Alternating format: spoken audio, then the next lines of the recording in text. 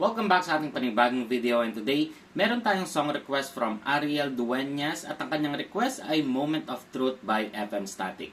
So dito sa kantang to, meron lang tayong 4 super easy chords mula intro hanggang outro na yan at hindi tayo gagamit ng kapo. So ito yung easy version ng kantang ito. So before tayo mag-start, ang bilang ng string natin ay 6, 5, 4, 3, 2, 1.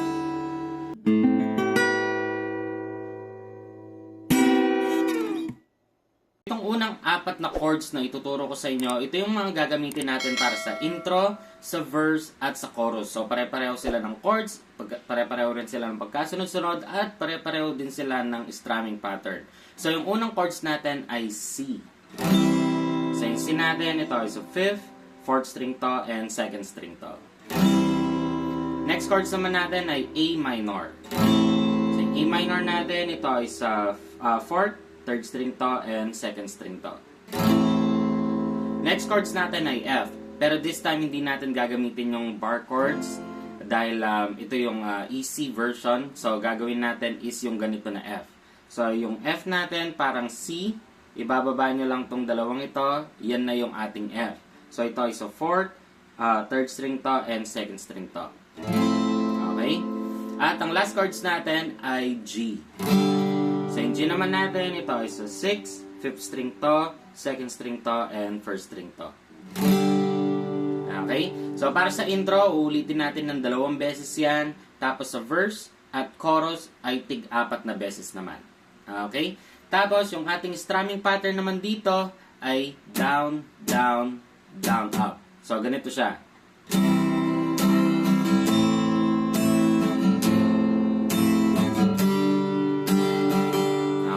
So, napansin nyo yung dalawang down ay mabagal. Down, down. Tapos, yung down, up ay mabilis. Okay? So, ganun siya.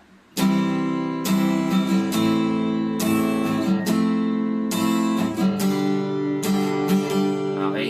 So, before natin practicein ng sabay-sabay, practicein muna natin yung ating pre-chorus. Dahil yung pre-chorus natin, ito lang yung ating part na hindi pareho yung pagkasunod-sunod. Pero pare-pareho lang ng chords. So, yung unang chords natin dito ay C.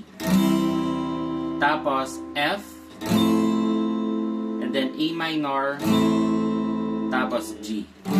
Okay? So, ito yung part na I used to know her brother but I never heard her lover. Yung mga ganon. Okay? So, yung ating strumming pattern naman natin dito, iba na rin syempre. So, ang strumming pattern natin ay down, up, stop.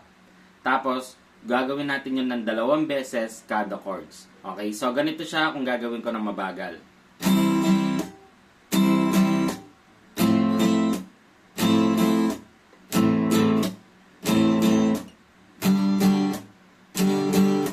Okay? So, kung mabilis naman, ganito naman siya.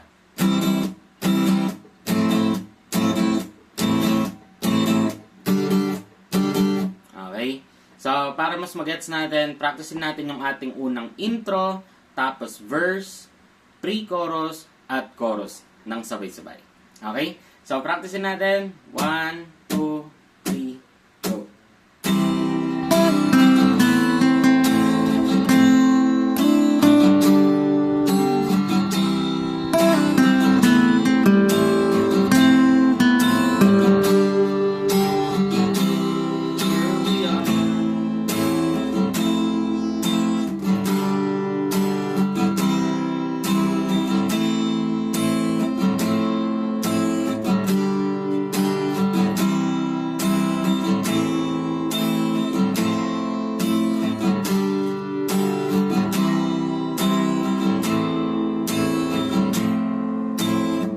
Chorus naman.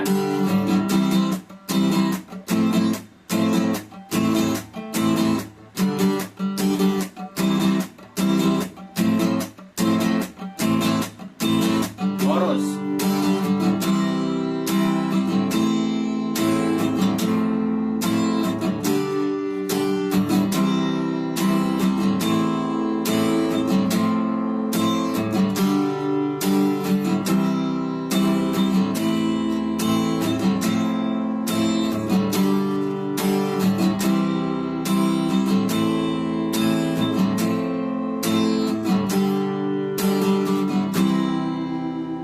So hanggang matapos yung kanta, ganun lang yung ating mga chords, yung pagkasunod-sunod ng ating mga chords, at yung ating mga strumming pattern kada part ng ating kanta.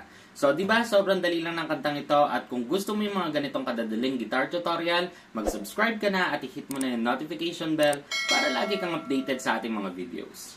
So hanggang dito lang itong video ito. Maraming salamat sa panonood. At muli, ako si Max from Guitar Tips, and peace out.